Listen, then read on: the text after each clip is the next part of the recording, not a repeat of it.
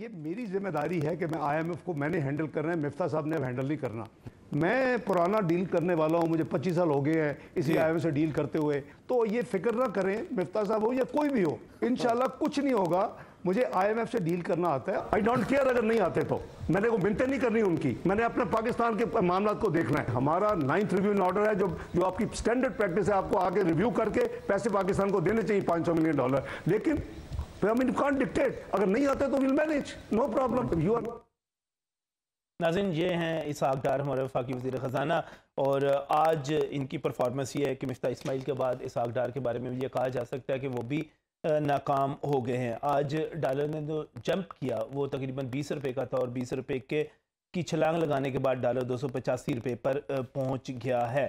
IMF से मुआहदे में नाकामी या ताख़ीर, आप जो भी इसको कह लें, इसके बाद एक रोज़ में तकरीबन 20 रुपये का इजाफा डॉलर की कीमत में हुआ है। और इसके साथ ही आज दूसरा जो स्काई लैब गिराया गया है वो स्टेट बैंक की तरफ से, हुकूमत की तरफ से शरह सूद को 20% कर दिया गया है। अगर स्टेट बैंक ऑफ पाकिस्तान की तरफ से शरह सूद 20% हो जाएगी और इसके ऊपर आप कमर्शियल बैंकों से कर्ज लेंगे और अगर वो 2 से 3% इस पर ऐड करेंगे तो आपके लिए 24-25% के ऊपर कोई भी कर्ज लेकर कारोबार करना अमलन नामुमकिन हो जाएगा। हमें ये बताया गया था कि पिछली हुकूमत जो थी वो बड़ी करप्ट थी, बड़ी नाअहल थी, और उसने महंगाई का एक तूफ़ान यहाँ पर खड़ा कर दिया था और उसके नतीजे में पाकिस्तान डिफ़ॉल्ट होने जा रहा था। 11 अप्रैल 2022 को शहबाज शरीफ ने बतौर वज़ीर आज़म हलफ उठाया था, और मैं देखता हूँ कि आज 10 महीने 21 दिन हो चुके हैं, ये 325 दिन बनते हैं। इन 325 दिनों में डॉलर जो है 178 रुपये से 285 रुपये पर पहुंच गया है। ये एक बहुत बड़ा इजाफा है। हमें ये बताया जाता था कि इसहाक डार साहब आएंगे, मिफ्ता इस्माइल नाकाम हो गया है, इसहाक डार साहब आएंगे, वो सारी चीज़ों को संभाल लेंगे। उन्होंने 22 सितंबर 2022 को जब अपने ओहदे का हलफ उठाया और वो पाकिस्तान वो लैंड किए, उनको हिफाजती और आधारी ज़मानत भी मिली, उनको पूरी सपोर्ट मिली, और उसके बाद वो अपनी जलावतनी ख़त्म करके सीधे वजारत में ही वापस आए।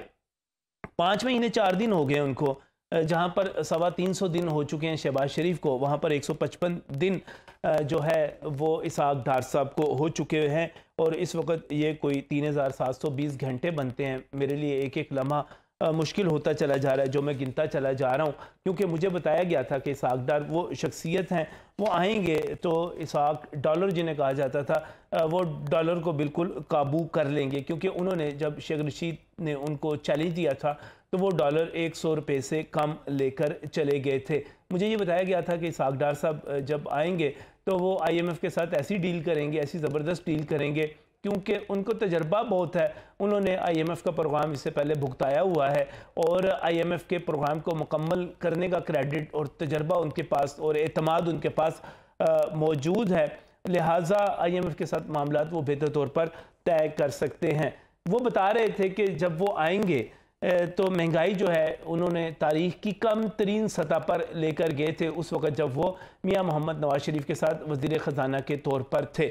हमें ये बताया जा रहा था कि जब इसहाक डार आएंगे तो तामीर और तरक्की का एक नया दौर शुरू होगा, क्योंकि इससे पहले भी जितने एयरपोर्ट्स बने थे, मोटरवेज बनी थी, और जितनी डेवलपमेंट की बात की जाती है और जितनी 5.8 पर हम अपना GDP का ग्रोथ रेट लेकर गए थे, वो सारे का सारा जो था वो इसहाक डार साहब अगर वज़ीर ख़जाना ना होते, मैनेज ना कर रहे होते, तो ये सारी चीज़ें मुमकिन ना होती।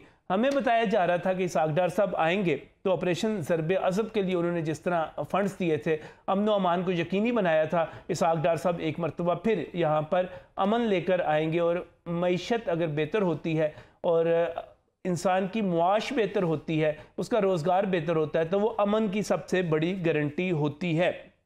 हमें बताया जा रहा था कि इसहाक डार साहब इतने टैलेंटेड हैं कि एक तरफ उन्होंने अमन अमान को फंड्स देकर यकीनी बनाया था, ऑपरेशन ज़रब अज़ब करवाया था, और उसके साथ ही पीपल्स पार्टी के दौर में होने वाली बदतरीन लोड शेडिंग जो थी उसका जो खात्मा हुआ था, बिजली के कारखाने लगे थे और पता नहीं क्या क्या हुआ था, और उसके नतीजे में वाकई लोड शेडिंग ख़त्म हुई थी, तो वो सब कुछ इसहाक डार साहब ने किया था। लेकिन अब इसहाक डार साहब आए हैं तो वो सब कुछ होता हुआ हमें नज़र नहीं आ रहा।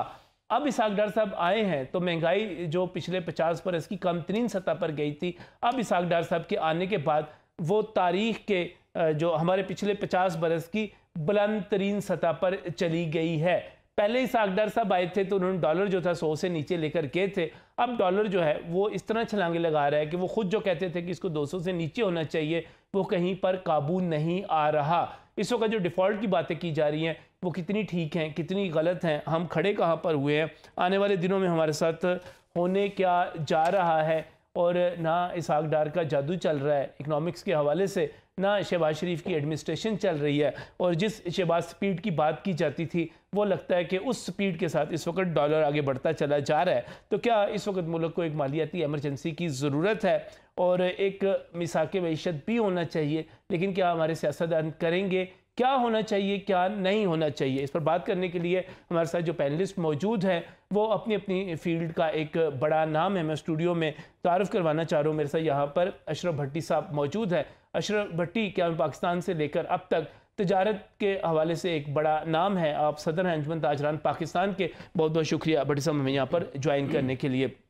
इसके साथ ही मैं प्रोफेसर डॉक्टर मोहम्मद अफजल का मशकूर हूँ। आप इकनॉमिक्स के हवाले से, इकनॉमिक्स की एजुकेशन के हवाले से एक हवाला समझे जाते हैं और इस वक्त जो सूरत हाल है मुझे आपके तज्ज़िये अफजल साहब इसलिए ज़्यादा पसंद रहे कि आप हमेशा ऑप्टोमिस्टिक रहे।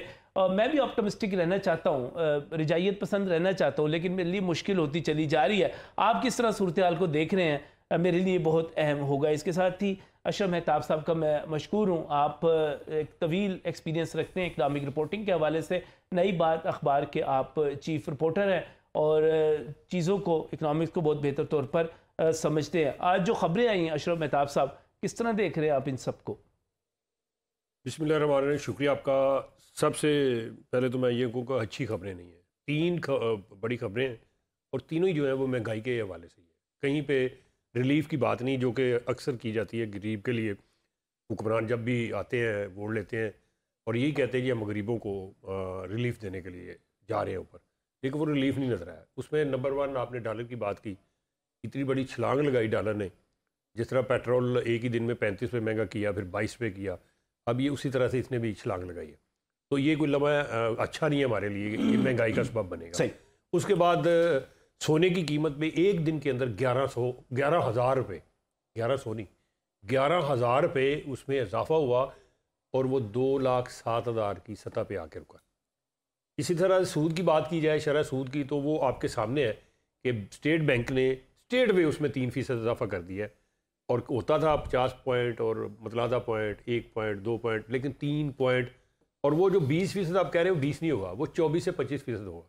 वो कैसे होगा कि उसके ऊपर एक काइबर रेट भी होता है, वो 3% के करीब जो है वो डाल लें आप, 23% बन गया। फिर 1-2% मार्जिन होता है बैंकों का, वो जब आप डालेंगे तो 25% होगा। तो मुझे ये बताएं कि फ़ायदा किसको होगा, ये कौन लेगा कर्जा? हुकूमत इस वक्त कर्जे ले रही है सबसे ज़्यादा जो कमर्शियल बैंकों से, तो फिर लाभ आला उसके कर्जों में इजाफा होगा, उसको मुश्किलात का सामना करना पड़ेगा। अपने पाँव पे खुद ही कुल्हाड़ी मार रहे हैं।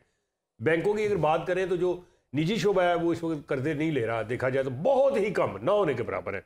लेकिन सबसे ज़्यादा कर्जे जो लिए जा रहे हैं, चाहे वो इंटरनेशनली लिए जा रहे हैं, चाहे वो हुकूमत ले रही है, तो नुकसान अपना भी कर रही है। और फिर इसके नतीजे में क्या होगा कि आपकी जो तमाम अशिया ज़रूरत हैं, जिनमें घी, तेल, चीनी, आटा, दालें और बिस्कुट, चाय, डब्बा, ये दूध वगैरह जो है सब महंगे पहले हो गए हैं। पहले अगर बात करें घी की, अशरफ मेहताब साहब, मैं कीमतों पे भी जाऊंगा। हमें ये बताया गया था कि इसहाक डार साहब बड़े टैलेंटेड हैं, बड़े तजर्बाकार हैं, उनके आने से आप भी ऑप्टिमिस्टिक थे, अच्छी बातें करते थे कि ये सब कुछ, लेकिन मैं वो अपने अल्फाज वापस लेता हूँ। मुझे वो इस पर नदामत सी फील हो रही है जो मैंने सोचा था, क्योंकि माजी देखा जाता है किसी का और माजी देख के बात की जाती है। सीवी जो है इसहाक डार साहब की अभी तक बड़ी जबरदस्त लेकिन नहीं हुई ना। जब उन्होंने शेख शी से बैट लगाई तो नीचे ले गए डॉलर को। जब अवाम के साथ बैटर लगाई कि मैं इसको 200 से नीचे ले आऊंगा, तो अवाम, पता था कि अवाम में से क्या कर लेना किसी ने। सियासतदान तो फिर अब जहां भी जाते हैं बदनाम करते हैं ना एक दूसरे को। तो क्या हुआ कि वो इसहाक डार साहब की कम लाने करने की बजाय वो 100 रुपए से ऊपर चला गया। इसहाक डार साहब की नाकामी की वजह क्या आपकी नजर में? सबसे बड़ी बात है वो एक ही मिसाल मैं देता हूँ, जिदे घर दाने ਉਹਦੇ कमले भी सियाने, जिदे घर नहीं आटा ਉਹਨੂੰ अकल ਦਾ भी घाटा। जो साढ़े को पैसे ही नहीं है, डॉलर ही नहीं है, हमने वो जो तिजारत करनी है, जो चीजें लेनी है, लाने थे ना, इसहाक डार ने लाने थे। इनके बड़े अच्छे तो तल्लुकात थे, सऊदीया के साथ बड़े अच्छे तल्लुकात थे, इनके यूएई के साथ अच्छे तल्लुकात थे, चीन के साथ अच्छे तल्लुकात थे, तुर्की के साथ तल्लुकात थे, अमेरिका के साथ कह रहे थे कि बड़े अच्छे तल्लुकात हैं। पाकिस्तान पीपल्स पार्टी जो थी वो जो बाइडन के साथ बड़ी थी, तो दुनिया के साथ हम समझ रहे थे कि बड़े अच्छे तल्लुकात हैं। और इनके आने के बाद तल्लुकात होना और बात है, पॉलिसी मुल्कों की जो होती है उनको देखा जाता है। पॉलिसी उनकी इस वक्त हमें टाइट करने की, स्क्रू करने की, मजीद जो दलने की, जिसे कहते हैं ना, हमें पीसने की है। वो चाहते हैं कि हम डिफॉल्ट हो जाए, किसी न किसी तरह से एक ऐसा हो जाए ताकि हमारे क्या फायदा है। ये फायदा यही है ना कि हम जब डिफॉल्ट हो जाएंगे तो हम पे वो लगा देंगे इम्प्लीमेंट, वो मुख्तलिफ जो है तो उनके पैसे मारे जाएंगे। हमें कहेंगे आप आइटम बम नहीं संभाल सकते, आपके पास तो पैसे ही नहीं है, तो आप आइटम बम भी नहीं संभाल सकते, आपका वो साथ साथ जो वो किधर जाएगा। फिर मैं ये कहता हूँ कि अगर आप इनके पास जाने की बजाय, अगर जो हमारे इतने बड़े लोग हैं यहाँ पे, मालदार लोग हैं, वो कहते भी रहे हैं, इनको कह भी रहे हैं कि यार हमें बिठाएं, हम सोल्यूशन निकालते हैं इसका, तो क्या वजह, क्यों नहीं बिठाते उनको? मुझे ये बताया ना, क्या वजह क्या है? आपके घर के साथ वाले घर वाला कह रहा है कि यार मैं आपकी मदद करने के लिए तैयार हुआ, मेरे साथ बात तो करे ना। तो आप कहते हैं मैं तेरे साथ बात नहीं करनी, मैं जाके 5000 किलोमीटर बात करूंगा वहाँ वो IMF के पास अमेरिका जाके। तो मुझे ये बताएं, जब ये सारी सूरत हाल होगी, तो मैं इसी चीज को समझने की कोशिश कर रहा हूँ कि हमें बड़े ख्वाब दिखाए गए थे, बड़ी बातें की गई थी। Professor doctor Mohammad Afzal sir, आप बड़ा इसको करीब से देखते रहे, मॉनिटर करते रहे, पाकिस्तान की पॉलिसीज को भी देखते रहे। आपने मिफ्ता साहब के हवाले से भी मेरी आपसे डिस्कशन रही, आपने यहाँ पर रहनुमाई भी की। आपको क्या लग रहा है इस वक्त, क्या वजूहत है? अगर हम ये कहें कि इसहाक डार साहब नाकाम हो गए हैं, ये दुरुस्त है, और अगर ये दुरुस्त है तो ये क्यों है? मुझे अगर आप इजाज़त दें तो मैं कोई 5-6 साल पीछे जाना चाह रहा हूँ। आपने देखा है 2017-18 में इसहाक डार साहब ने डॉलर को मैनेज किया, इवन कंट्रोल किया।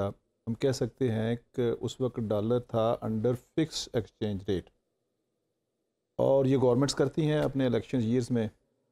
उसके बाद जब अगली गवर्नमेंट आई है तो उसने डॉलर्स को फुली फ्री छोड़ दिया, जिसको हम कह सकते हैं एक फुल फ्लेक्सिबल एक्सचेंज रेट। तो उसका जो इम्पेक्ट हुआ, जो इफ़ेक्ट हुआ है, यानी जो मैक्रो इकोनॉमिक शॉक वहाँ से शुरू हुआ 2017-18 से देन ऑनवर्ड, तो हम इस वक्त जो है उसको कंट्रोल नहीं कर सके। अब इस वक्त जो नज़र आ रहा है कि गवर्नमेंट ने ये पॉलिसी रेट जो है, जैसे मेरे दोस्त ने कहा कि ये 20% नहीं है, ये 24-25% है, तो मुझे लग रहा है कि इन्होंने अमेरिका को फॉलो किया है। क्योंकि अमेरिका जो है कि उनकी जो पहले पॉलिसी थी इन्फ्लेशन स्काई रॉकेटिंग पॉलिसी, उसको उन्होंने चेंज करके जो है हॉकस मॉनेटरी पॉलिसी जो है वो इम्प्लीमेंट की है just to control the inflation.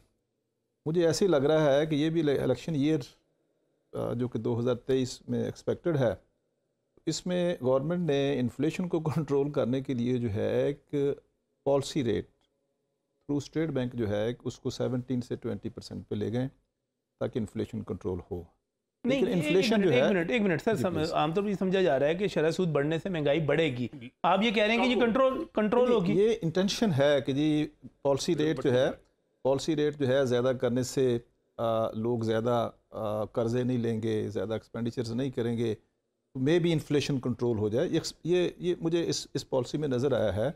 लेकिन मेरी इस पे इकोनॉमिक्स ये कह रही है कि इन्फ्लेशन जो है वो किसी एक फैक्टर पे डिपेंड नहीं करता। देयर आर 101 फैक्टर्स जिससे इन्फ्लेशन जो है कंट्रोल हो सकता है। इन्फ्लेशन को आप एक तरफ रहने दें, निजी शोबा जब कारोबार करने की तरफ जाता है तो वो कर्जों की तरफ जाता है। अगर वो कर्जे जो हैं बड़े शरह सूद पर चले जाएंगे और वो शरह सूद वापस करनी मुमकिन नहीं रहेगी, ना कोई कर्जे लेगा, ना कोई कारोबार करेगा, ना कोई रोजगार देगा, तो ये तो बेरोजगारी और महंगाई की इंतहा हो जाएगी। मैं इसी तरफ आने चाह रहा हूँ कि इससे क्या होगा कि इन्वेस्टर जो है वो कर्जा नहीं लेगा, इन्वेस्टर जो है इन्वेस्टमेंट नहीं करेगा, पहले बेरोज़गारी है, रोज़गार नहीं मिलेगा। जो महंगाई इस वक्त गवर्नमेंट क्लेम कर रही है through CPI consumer price index जो है 31% है, ये महंगाई जो है ये 50 से कहीं ज़्यादा जो है ये होगी, और इससे आम आदमी ने तो इफ़ेक्ट होना है। आम आदमी जो है इफ़ेक्ट हो चुका है। मेरा ख्याल है कि जिन लोगों ने ये पॉलिसी बनाई है वो भी इससे इफेक्ट होंगे, वो भी इससे सियासी तौर पर जो है इससे इफेक्ट होंगे। लेकिन आपको सिर्फ एक वजह नज़र आ रही है कि क्योंकि हमने डॉलर को खुला छोड़ दिया था और वो एक्सचेंज रेट के ऊपर आ गया था और ये ओपन मार्केट के ऊपर आ गया था कि वो उसका जो है तय करेगी, तो सारी खराबी वहाँ से शुरू हुई है। डॉलर की एक वजह तो ये है कि इन्होंने चूँकि ये पॉलिसी रेट ज़्यादा किया है तो डेफिनेटली उसका मार्केट में इफ़ेक्ट होता है। और दूसरी जो बड़ी वजह है कि जो IMF ने पता नहीं क्यों जो हम पे ये कंडीशन ये इम्पोज वो करने जा रहा है कि जी आप एक्सचेंज रेट को डिमांड और मार्केट फोर्सेस पे छोड़ दें, फुली फ्लेक्सिबल होना चाहिए। ये एडवांस कंट्रीज़ में हो सकता है, डेवलपिंग कंट्रीज़ में स्टडीज़ बता रही हैं कि आप एक्सचेंज रेट को फुली फ्लेक्सिबल नहीं छोड़ सकते, आपको होता है मैनेज फ्लोटिंग एक्सचेंज रेट। आपको कुछ चीज़ें मैनेज भी करनी है, क्योंकि हमारी इकोनॉमी के अंदर जो है डॉलर की होर्डिंग होती है, डॉलर जो है स्मगल होता है, और थोड़ी सी फोर्सेस हैं जो डॉलर का रेट तय करती हैं। और मैंने अभी तक देखा है, जैसे इसहाक डार साहब ने कहा था कि जी मेरे बैठने से चीज़ें बेहतर हो गई, और ये फोर्सेस से मैंने रिक्वेस्ट की है, मैंने इनसे मीटिंग की है, ये इस टाइप का। जी वो उन्होंने कहा था कि अभी तो मैं अभी उड़ा भी नहीं था वहाँ से और यहाँ पर मैसेज पहुँच गया, और इसके नतीजे में डॉलर जो है शायद उस दिन कोई 2-3 रुपए कम हुआ होगा, 4-5 दिन नीचे आता रहा, 2 रुपए 3 रुपए। अच्छा, आपकी इकोनॉमी जो है वो बहुत सारी रूमर्स पे चलती है, वो बहुत सारी स्टेटमेंट्स पे चलती है। अब इसके अंदर जो है कि जो आपकी पॉलिटिकल जो अनसर्टेनिटी है कि इलेक्शन होंगे नहीं होंगे, ये फैसला इसका क्या इम्पेक्ट होगा, तो उससे देख के जो है लोगों ने देखा है कि भाई आगे अनसर्टेनिटी है, हम डॉलर जो है वो परचेज़ करें। ठीक है, डॉलर परचेज़ करें, कल हमारे काम आएगा, डॉलर की वर्थ जो वो ज़्यादा हो जाएगी। तो ये भी एक फैक्टर है। और सबसे जो बड़ा फैक्टर जो दोस्त ने कहा है कि जब भी हमें कोई प्रॉब्लम होता था तो जो हमारे फ्रेंड कंट्रीज़ वो सामने आते थे। इस वक्त हमारे साथ पता नहीं क्या हो गया है, दोस्त जो ममालिक हैं वो भी हमारा इस सिलसिले में कुछ साथ नहीं दे रहे। उससे जो है एक डॉलर की जो उड़ान जो है वो हमारे से कंट्रोल नहीं हो रही। तो इसका रिजल्ट क्या नज़र आ रहा है? इसका रिजल्ट महंगाई होगी, इंतशार होगा, लड़ाई झगड़ा होगा, जो पहले है उसमें इजाफा होगा, और इकोनॉमी पे इसका मैं नहीं देख रहा कोई अच्छा इम्पैक्ट होगा। आपको आने वाले दिन अच्छे नज़र नहीं आ रहे? अल्लाह ना करे ऐसा हो, नज़र तो यही आ रहा है। नज़र यही आ रहा है कि आने वाले दिन महंगाई के होंगे, इसके नतीजे में कारोबार महदूद होंगे और ये सारा कुछ। तो ये हुकूमत को ये नज़र नहीं आ रहा क्या हुकूमत फंस चुकी हुई है? उसको नज़र नहीं आ रहा कि हमने इलेक्शन में जाना है, और अभी भी जो बात की जा रही है कि अगर इलेक्शन में जाते हैं तो उसका रिजल्ट ये निकलेगा आम आदमी जो महंगाई से पिसा हुआ है, और जो खासतौर पर तनख्वाहदार तबके की बात की जाती है। तो सब हुकूमत इस किस्म के फैसले क्यों कर रही है जो मुश्किल है? मेरा ख्याल इसमें इस वक्त जो इकोनॉमी की सिचुएशन है वो कभी एक स्टेप उठाती है, वो कामयाब नहीं होता, देन कोई दूसरा स्टेप उठाती है, वो कामयाब नहीं होता। मैं इसको देख रहा हूँ ये कामयाब होगा, कल भी जो कल गुजरा है कामयाब होना था, आज भी कामयाब होगा, आने वाले कल में भी, अगर कोई चंद एक आइटम पे चार्टर ऑफ डेमोक्रेसी हो जाए, चार्टर ऑफ कह लें कोई एग्रीमेंट हो जाए, मिसाक मईशत जो है, मिसाक मईशत जो है, मिसाक मईशत हो जाए, सियासतदान आपस में मिलकर बैठ जाए और उसको कर लें, तो आप समझते हैं कि ये चीज़ें जो है बेहतर हो सकती हैं, कुछ हद तक कंट्रोल हो सकती हैं। अशरफ भट्टी साहब, ये जो सारी सूरत हाल बनी हुई है, इसमें ताजर किस तरह देख रहे हैं इसको? हाँ जी, ताजर परेशान है लेकिन ऐसी भी परेशानी नहीं है कि वो भूखे मर रहे हो। ताजर जो है, जी हाँ, कारोबार है, कम ज़रूर हुआ है लेकिन चल रहा है। आप किसी रेस्टोरेंट में चले जाए, शाम को घूमे, गाड़ी खड़ी करने की जगह नहीं मिलती, हर बाज़ार में गाहक है। लेकिन जो प्रॉब्लम है हमारे साथ वो ये है कि हमारी आमदन बहुत कम है, टैक्सेस हमें बहुत कम कलेक्ट है। मैं लाहौर में दावे से कहता हूँ, मेरे साथ चीफ जो यहाँ के कमिश्नर है वो एग्री हुए हैं कि 8 लाख आदमी ऐसी हैं जो टैक्स नहीं दे रहे। सिर्फ लाहौर में? सिर्फ लाहौर में 8 लाख बंदे ऐसे हैं जो टैक्स दे सकते हैं लेकिन वो टैक्स नहीं दे रहे। हर मार्केट में, इवन शालम, अनारकली, माल रोड, बेशुमार लोग हैं। अब शालम में वो कहते हैं कि तकरीबन 50,000 के लगभग दुकानें, हार्डली वो 5-7 हज़ार टैक्स देते होंगे, हार्डली। आजम क्लास मार्केट में यही आलम है। अनारकली में कुछ बेहतर है कि ये पुराना बाज़ार है, यहाँ बगैर टैक्स के, लेकिन अब जो वहाँ प्लाजे बन गए, मार्केटें बन गई, तो उनमें टैक्स का एवियन का ज़्यादा रिवाज हो गया है। लोग देते ही नहीं है, आता ही कोई नहीं है। मैंने बेशुमार तो उन कहता हूँ भाई आओ सर्वे करो, सरकार जो है वो टैक्स लेने के लिए आती नहीं है, सर्वे नहीं करते, सर्वे नहीं करती। यही बात नीपा में कुछ साल पहले मैंने स्पीच की थी, तो मैंने कहा आओ हम तावन आपसे करते हैं, ये मुल्क हमारा है, हम नहीं। अच्छा बट साहब, मुल्क दो तरीकों से चल सकता है। एक जो आपके इनकम के रिसोर्सेज है दो हैं, एक ये है कि हुकूमत सरकार जो है टैक्स जमा करे, और दूसरा ये हो कहीं से कर्जा कुर्जा लेके पैसे बीच में डाल ले और मामलात को चलाती रहे, जो अखराजात करती रहे। आपका ये कहना है कि हुकूमत जो है वो इस वक्त सिर्फ लाहौर में 8 लाख बंदा ऐसा है ताजर जो टैक्स दे सकता है, लेकिन हुकूमत नहीं ले रही, नहीं जाती उनके पास, सर्वे में नहीं आते। जब हम गारंटी देते हैं कि जिस मार्केट में चाहें उसके प्रेसिडेंट को मिले, हम उन्हें कहें भाई ये सर्वे कराओ, 1 to 8 सर्वे कराओ। और देखिए दूसरा एक्सपो, आपने बात की, आपने अनारकली की बात की, आपने कहा वहाँ पे हमारी थोड़ी सूरत हाल बेहतर है, आपने आजम क्लॉथ मार्केट की बात की, आपने शाह आलम की बात की, इसके साथ अकबरी मंडी है। अशरफ भट्टी साहब, ये तमाम मार्केटें ऐसी हैं जहाँ पर एक एक ताजर जो है रोज़ाना करोड़ों रुपए तक की जो है उसकी टर्नओवर होगा, जो उसकी खरीदो फरोख्त होती होगी करोड़ों रुपए में, और वहाँ पर भी टैक्स देने में कोई मौजूद नहीं है, देने के लिए मौजूद नहीं है। कोई सर्वे वाला नहीं जाता, कोई वहाँ पूछने वाला नहीं है भाई आपकी इतनी सेल है। वो कहते हैं हम बैंकों से पकड़ रहे हैं कि जो बैंक का ट्रांजैक्शन इतनी हुई है उसे बुला लो, ये कोई तरीक़ाकार नहीं है। पकड़े उन्हें, लाइए भाई आपकी ये सेल है, आपके ये वीडियो बता रही है आपका ये गोदाम है, आपकी ये सेल है, आप इतनी चीनी बेच रहे हैं, इतना चावल बेच रहे हैं, इतना फलां चीज़ बेच रहे हैं, और सारा कुछ कहीं ना कहीं रिकॉर्ड। थोड़ी सी मिसाल दूंगा, एक नारकली में डाका पड़ गया, अच्छा 75 लाख रुपये लूट के ले गया दुकानदार से। मैंने उसे कहा भाई, एसपी को मैंने बुलाया, मैंने कहा भाई ये आप इनकम टैक्स देते, क्या नहीं जी, बिलीव मी, जिस आदमी की 75 लाख रुपए डाका ले गया, डाकू ले गए, जब मेरे लेकिन वो इनकम टैक्स नहीं दे रहा था कोई, नहीं मेरे मुल्क में, और 75 लाख रुपए उसने अपने पास रखे हुए थे। और मुझे भट्ट साहब एक और चीज़ बताइएगा, इस वक्त जहाँ पे भी छापा पड़ता है, मुख्तलिफ हुकूमती कार्रवाइयाँ सामने आ रही हैं, लोगों के घरों में जाते हैं, छापा पड़ता है, पूछते हैं इसमें नैब हो, इसमें एंटी करप्शन हो, इसमें पुलिस हो, कहते हैं फलां जनाब वज़ीर आला का साबिक मशीर था, उसके पास इतना। सर हर घर के अंदर से हज़ारों डॉलर निकल रहे हैं, हर घर के अंदर से हज़ारों डॉलर निकल रहे हैं ना। मैं इसमें भी आपसे बात करूँगा, सवाल करूँगा, ये जो हज़ारों डॉलर पाकिस्तानियों से निकल रहे हैं, तो पाकिस्तान के पास क्यों नहीं है? ये पाकिस्तानियों के पास मौजूद हैं, पाकिस्तान के पास क्यों नहीं है? ब्रेक के बाद।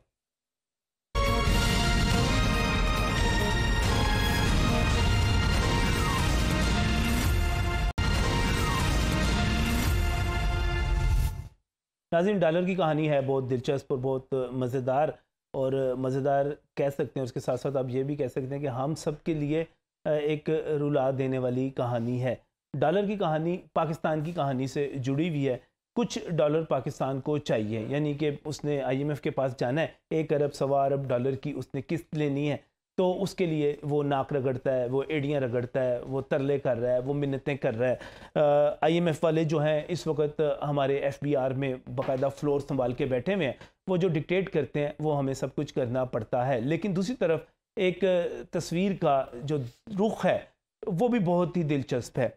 मैं ये देख रहा हूँ पिछले कुछ दिनों से, आप अखबारात उठा के देखें, TV की खबरें देखें, आपको नज़र आएगा कि एंटी करप्शन वाले, नैब वाले, पुलिस वाले, मुख्तलिफ डिपार्टमेंट्स मुख्तलिफ जगहों पर छापे मारते हैं। हमारे एक एंकर हैं हमाद अज़हर, उन्होंने भी एक प्रोग्राम किया, जुर्म कहानी के वो एंकर हैं। उन्होंने जब वहाँ पर जाकर, कोई कत्ल हो गया था, जब वहाँ पर देखा तो उसके घर से 30,000 डॉलर निकले। एक आम बंदे की मैं बता रहा हूँ आपको। इसी तरह जो आप किसी भी घर पे जो छापा पड़ता है, जिन लोगों की बातें मैं आपको बता रहा हूँ कि छापे पड़ते हैं, हर घर से जहाँ पर नकदी निकलती है वहाँ पर बहुत बड़ी तादाद में डॉलर्स निकल आते हैं। इसका मतलब क्या हुआ कि पाकिस्तानियों के पास डॉलर्स मौजूद हैं। और एक मोहतात अंदाजे के मुताबिक लाहौर चैम्बर ऑफ कॉमर्स के प्रेसिडेंट काशिफ अनवर हमारे प्रोग्राम में मौजूद थे, और इस समय दूसरे दोस्त जो थे हमें वो बता रहे थे कि इस वक्त पाकिस्तानियों के पास कम से कम 5 से 7 अरब डॉलर मौजूद है। अब इस चीज़ को महसूस कीजिएगा कि पाकिस्तानियों के पास 5 से 7 अरब डॉलर मौजूद हैं, और पाकिस्तान जो है 1-1 अरब डॉलर के लिए जलील हो रहा है, परेशान हो रहा है, शर्मिंदा हो रहा है, और पता नहीं क्या क्या यहाँ पर करता चला जा रहा है। आज जो कुछ हुआ, डॉलर 285 का हुआ, क्यों हुआ? क्योंकि हमारे पास डॉलर मौजूद नहीं है। डिमांड एंड सप्लाई का मसला है। IMF के साथ हमारी ताख़ीर हो चुकी है मुआहिदा दोबारा होने में, और शायद कहा जा रहा है कि इसहाक डार साहब ने इस मरतबा फिर IMF के बगैर मुल्क चलाने की कोशिश की और उनका जो आप पूरे का पूरा उनकी जो कोशिश थी या उनका एडवेंचर था वो गले पड़ गया है। अब IMF काबू नहीं आ रहा। यहाँ पर मेरे साथ अशरफ भट्टी साहब भी मौजूद हैं, अशरफ मेहताब साहब भी मौजूद हैं, मोहम्मद अफजल साहब भी मौजूद हैं, लेकिन प्रोफेसर डॉक्टर कैस असलम इस वक्त मेरे साथ टेलीफोन लाइन पर मौजूद हैं। आज जो कुछ हुआ, जिस तरह रेट बढ़ा, जिस तरह कीमत बढ़ी, जिस तरह सोना बढ़ा, डॉक्टर कैस सब किस तरह देख रहे हैं सर आप इस सूरत हाल को सारी को? लेकिन सर बात ये है, बातें तो आपने कर दी। जब हम गलत पॉलिसी चलाएंगे, जब हम एंटी पीपल पॉलिसी चलाएंगे, जब हम IMF जिसके साथ हम जाना चाहते हैं उनके बरक्स पॉलिसी चलाएंगे तो ये सब कुछ होगा। पाकिस्तान की इकॉनमी बैठ चुकी है। पाकिस्तान की जो इंटरेस्ट रेट है वो 20% पे चले गए हैं। उस पर इन्वेस्टमेंट किसने करनी? पाकिस्तान की इन्फ्लेशन रेट 45% के करीब पहुंच गया है। उस पर कुव्वत खरीद क्या होगी?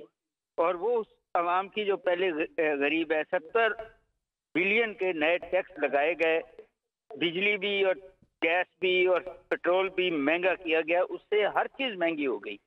तो फिर वो जो स्पेकुलेटर है, वो जो सट्टाबाज है, वो जो काला धन रखता है, वो जो लीगल पैसे रखता है, अब कारोबार नहीं कर सकता, सब ने डॉलर खरीदना शुरू कर दिया और डॉलर खरीद के इस मुल्क से बाहर लेके जा रहे हैं।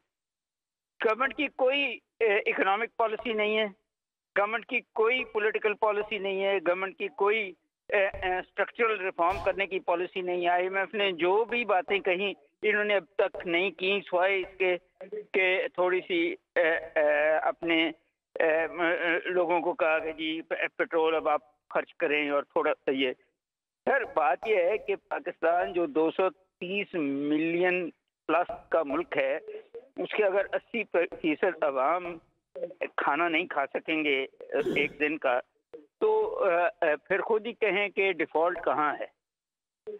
IMF जो है वो अब सर ये कहा जा रहा था कि इसहाक डार साहब बड़े टैलेंटेड शख्स हैं, IMF को डील कर चुके हुए हैं। नजम साहब टैलेंटेड, ये सारे पढ़े लिखे लोग हैं, बाहर से पढ़े हुए हैं, मगर जब आप पर्सनल इंटरेस्ट को मुल्क के इंटरेस्ट से पहले रख देंगे तो फिर नहीं चलेगा ना। नहीं सर, पर्सनल इंटरेस्ट कहाँ पे आ गया? उनको वो तो अपने डॉक्टर साहब इस वक्त तो उनका पॉलिटिकल इंटरेस्ट जो है, इस वक्त तो उनका पॉलिटिकल इंटरेस्ट भी दाव पे लगा हुआ है, उनकी सियासी बका दाव पे लगी हुई है। पर्सनल इंटरेस्ट कहाँ से आ गया इसमें? देखें बात वही है, मैं एज एन इकोनॉमिस्ट समझता हूँ कि इकोनॉमी ठीक होगी तो सियासत भी ठीक होगी, और सियासत ठीक होगी तो इकोनॉमी भी सही रास्ते पे चलेगी। सही। सवाल इस वक्त ये है कि डॉलर कमाना कैसे है, डॉलर बचाना कैसे है, और IMF को खुश कैसे करना है। आप IMF को ना खुश करें, आप अपने मुल्क के अवाम को तो खुश कर लेना। सर पैसे ही नहीं है, लोग पैसों से खुश होंगे ना, डॉलर से खुश होंगे, लोग कैसे खुश कर दें हम? मुझे आपकी बात नहीं समझ आई। मैं कह रहा हूँ लोगों को, सर लोग तो कीमतें कम होने से खुश होंगे, कीमतें कम कैसे कर दें, पैसे ही नहीं है हमारे पास। खुश होंगे, महंगाई और भी दुनिया में है, रोजगार तो देना आप उनको, अपॉर्चुनिटीज तो देना उनको, तालीम तो देना उनको, स्किल्स तो देना उनको। कहीं आप चलें सिर्फ एक्सपोर्ट टैक्सेस ही बंद कर दें ताकि लोग ज्यादा से ज्यादा डॉलर कमा सकें। पता नहीं सर ये हम कैसे देंगे? तालीम भी पैसों से देनी है, सेहत भी पैसों से देनी है, सड़कें भी हमने पैसों से देनी है, रोजगार भी हमने पैसों से देना है। आप पहले मुझे ये बता दें कि आप सोशलिज्म में बिलीव करते हैं या कैपिटलिज्म में बिलीव करते हैं? सर मैं वेलबींग में बिलीव करता हूँ। आप मुझे सोशलिज्म से खुशहाली दे दें, मैं उसके साथ हूँ। आप कैपिटलिज्म से खुशहाली, सर मेरे घर में आप रोटी दे दें, मुझे रोजगार दे दें, मैं सोशलिज्म के साथ भी हूँ, उसके नारे लगा दूंगा, मैं कैपिटलिज्म के नारे लगा दूंगा। आप नहीं कैपिटलिज्म चलाएं सर, मगर कैपिटलिज्म का मतलब सर मुझे रोजगार दें। सर अमेरिका कैपिटलिज्म के साथ क्या रोजगार नहीं दे रहा? दुनिया में रोजगार सबसे ज्यादा फराहम करने वाला मुल्क नहीं है? यही कह रहा हूँ कि आप कंपटीशन तो रोक रहे हैं, आप हर जगह तो हुकूमत को घुसाया हुआ है आपने। हुकूमत जहां से आपने निकाल ली है, चले सर इस पे आ जाएं, जहां से हमने हुकूमत को, बिजली हुकूमत के थ्रू क्यों देते हैं? डॉक्टर साहब हमने जहां से हुकूमत निकाल ली है डॉलर की कीमत में से, डॉलर की कीमत फिक्स करने से, वहां पे कौन सा हमने हज कर लिया है सर? जहां से हमने हुकूमत को निकाल लिया है, डॉलर की कीमत जो है उसको मार्केट रेट के ऊपर, एक्सचेंज रेट के ऊपर ले गए हैं, तो वहां पर हमने कौन सी तोप चला ली है? हमने कौन सा कोई मालिया वहां पे सर कर लिया सर? बात ये है कि स्ट्रक्चर तो ठीक करें ना, करप्शन को बंद करें, चोर बाजारी तो बंद करवा दें। चलो कोशिश करते हैं सर। बहुत बहुत शुक्रिया, बहुत बहुत शुक्रिया, बहुत बहुत शुक्रिया। प्रोफेसर डॉक्टर कैस असलम कह रहे हैं फिर करप्शन बंद करें, चोर बाजारी बंद करें, पता नहीं वो होती है कि नहीं होती। अशरफ भट्टी साहब, ये डॉलर लोगों के घरों से निकलते चले आ रहे हैं, अभी आप भी बता रहे थे, आपके ताजरों के पास भी होंगे लोग डॉलर लेके बैठे हुए इस वक्त। डेफिनेट हैं पाकिस्तान को डॉलर चाहिए, हजारों डॉलर एक एक बंदा लेके बैठा हुआ है, तो ये किस तरह निकल सकते हैं? देखिए, इन्हें पाकिस्तान का दर्द होना चाहिए। मैंने पाकिस्तान से पहले के हालात देखे हैं। हमारी अनारकली का बाजार ही है ना, 5-6 दुकानें थी मुसलमानों की, बाकी सब हिंदू छाए हुए, सारे इंडिया में मशहूर था अनारकली बाजार। लेकिन अब अल्लाह ने हमें इतना कुछ दिया हुआ है, कोई पोस्ट इलाके में रहते हैं, 4-4 गाड़ियाँ हैं, तो लेकिन इस वक्त मुल्क की कुर्बानी की ज़रूरत है, हमें देना चाहिए। हमें इसमें इस वक्त नहीं देंगे तो फिर कब देंगे? मरने के बाद। सर दें दूं, कोई ना, आपसे कोई नहीं मांग रहा, आप सिर्फ जो डॉलर हैं उनको पाकिस्तानी रुपयों में कन्वर्ट करवा लें, कन्वर्ट करें पाकिस्तानी करेंसी में, दें बैंकों में रखें, आप अपने पैसे रखें अपने पास। कैसे करवा, मुझे ये बताएं कैसे करवा लें? जब आपने जो करेंसी छापनी है, हाँ जी, पहले इन्फ्लेशन 51.5 पे चली गई एक ही महीने के अंदर, तो जब आप वो फेंक देंगे ला के बाजार में और डॉलर आप उनसे ले लेंगे, तो फिर महंगाई कैसे कंट्रोल होगी? मुझे ये बताएं। पीछे आपने जो करेंसी छापी उसके पीछे दाद कौन सी होगी? कौन सा उसके बैकअप पे कोई चीज़ रखी हुई है? आपने कोई रखी हुई है? मुझे ये बताएं। ऐसे ही पहले भी इन्होंने माजी में भी किया, जब ये सर्कुलर डेट उतारने थे तो क्या किया इन्होंने? वो करेंसी छापी, वो दे दिया, तो क्या सर्कुलर डेट कम हो गया? वो 2500 रुपये चला गया, 500 रुपये वाला जो सर्कुलर डेट। मैं ये कहता हूँ कि शरह सूद बढ़ाने से मामला ठीक नहीं होंगे, किसी मुल्क के भी नहीं हुए। ये पहले था 11%, 13 पे ले गए, 13 से 15 पे, 15 पे 17 पे होना चाहिए था ना, ठीक क्यों नहीं हुआ? 17 से 20 पे ले गए। इनको समझ नहीं आती कि जितना आप शरह सूद बढ़ाएंगे आपकी इन्वेस्टमेंट नहीं होगी, आप कारोबार नहीं होगा। मैं अब आपको थोड़ा सा बता देता हूँ, ये अभी इन्वेस्टमेंट बोर्ड का एक इजलास हुआ है जिसमें ब्रीफिंग दी गई है। 2021-22 के अंदर जनूबी एशिया के अंदर 175 अरब की इन्वेस्टमेंट हुई है, पाकिस्तान के अंदर 2 अरब की हुई है। डूबरने का मकाम नहीं है, लानत नहीं है उन लोगों पे जो पॉलिसियां बनाते हैं। ये इस तरह पाकिस्तान चलेगा? इस तरह तो इनका घर नहीं चलता। इनको खुदा गारत करे जिस तरह ये मुल्क चला रहे हैं। सागदार के पास डॉलर नहीं है, निकाले बाहर। शहबाज शरीफ के पास डॉलर नहीं है, निकाले बाहर।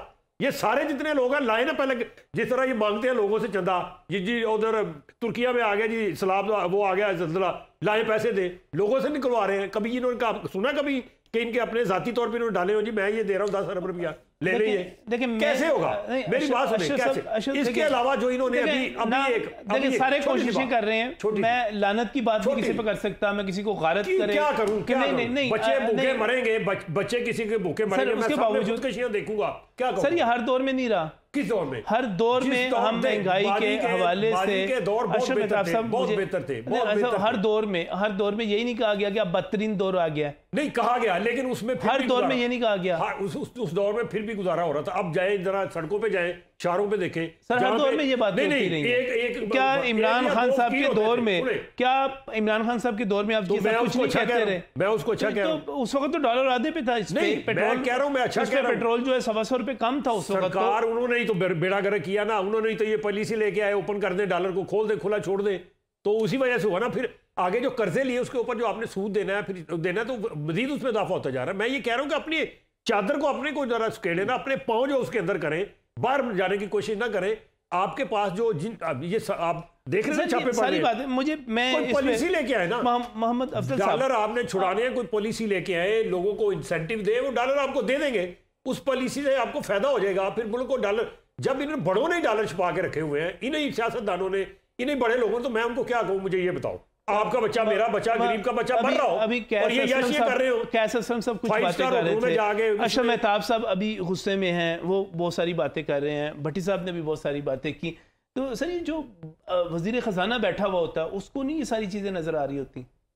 अगर अभी देखा जाए अशरफ साहब, मेरा ख्याल जो कुछ होने जा रहा है उसका इम्पेक्ट नज़र आ रहा है, और ये तकरीबन हर दूसरे तीसरे चौथे बंदे की यही सिचुएशन है, यही इस वक्त फीलिंग है। हट रहा है जी इस वक्त। अच्छा, इशू क्या है अब इकोनॉमिक जो प्रॉब्लम है उसका इकोनॉमिक्स में सलूशन है, तो क्या इस वक्त पाकिस्तान इकानमी जो है वो इकोनॉमिक्स के असूलों पे चल रही? नहीं चल रही, बिल्कुल नहीं चल रही। हम छोटे थे, अपने बड़ों से सुनते थे कि 3 चीज़ें जो हैं घर को ले डूबती है, एक बीमारी, देन मुकदमा, और तीसरा वो पंजाबी में कहते थे कला, छोटी छोटी बातों पे लड़ाई होना। ठीक है, अब देखें लड़ते लड़ते हो गई गुम, एक की चूंच एक की दुम। इस वक्त आप जो इकोनॉमी की सिचुएशन देख रहे हैं, जो आप पॉलिटिकल सिचुएशन आप देख रहे हैं, ये पिछले कुछ सालों से जो छोटी छोटी बातों पे लड़ाइयाँ हो रही हैं और हम मिलके नहीं बैठ रहे, हमारे पॉलिटिशियंस, हमारे स्टेट्समैन जो है, हमारी स्टेट जो है, स्टेट उनको नहीं बिठा रही या स्टेट के कहने पे वो नहीं बैठ रहे, तो आपने इकोनॉमी की सिचुएशन देख ली है और आने वाले दिनों में आप पॉलिटिकल सिचुएशन भी देख लेंगे। ठीक है, सो इस वक्त ये है कि इसका सलूशन है, इकोनॉमिक्स में भी है। ठीक है, देन इसका सलूशन जो अभी मेरे दोस्त ने लेफ़्ट साइड पे दिया है कि इस वक्त हमारा जो रिलीजियस कैलिक लीडर्स हैं, क्लास है, बड़ी बड़ी इस्लामी जमातें हैं, और जो हमारा अशराफिया है, सो कॉल्ड अशराफिया, इनको ज़रा सोच लेना चाहिए कि हमने 75 ईयर्स पाकिस्तान को कर्जा लेके, किसी से ग्रांट लेके हमने चलाया और पाकिस्तान नहीं चला। तो ये तो किताबी बातें हैं ना, हाँ, प्रैक्टिकल बात चला, करें नहीं तो चला। मैं प्रैक्टिकल की सबसे तरफ आ ज्यादा रहा पैसे इनके पास है, जितने मदारों वाले हैं इनके जाके लंदन में, उधर में कौन देगा? अरबों रुपए हैं उनके सर पास। कहाँ से आए? सर अगर हुकूमत ले सकती होगी तो ले वो तो लेगी। मजहबी ब्लैकमेलिंग करके हमसे निकलवाएंगे। सर कोई भी पूरी दुनिया गवर्नमेंट में ये असूल है, कोई भी आज खुद नहीं देता सर, कोई भी आज खुद नहीं। कितनी आपने एमनेस्टी स्कीम्स दे दी, यहाँ पे नाजायज़ माल रखने वाले वो नहीं सामने लेकर आए, यहाँ पर टैक्स देने के लिए अभी भट्टी साहब ने जो कुछ फरमाया वो नहीं हो रहा। लेना तो हुकूमत को ही पड़ेगा, करना तो हुकूमत को ही पड़ेगा। क्या करे? इस ब्रेक के बाद।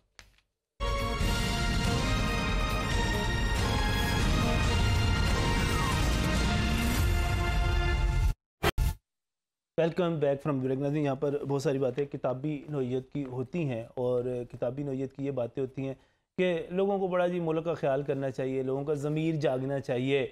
और जनाब 75 साल आपने बड़ा कमाया है, इस मुल्क से बहुत कुछ लिया है, अब आपको मुल्क को देना चाहिए।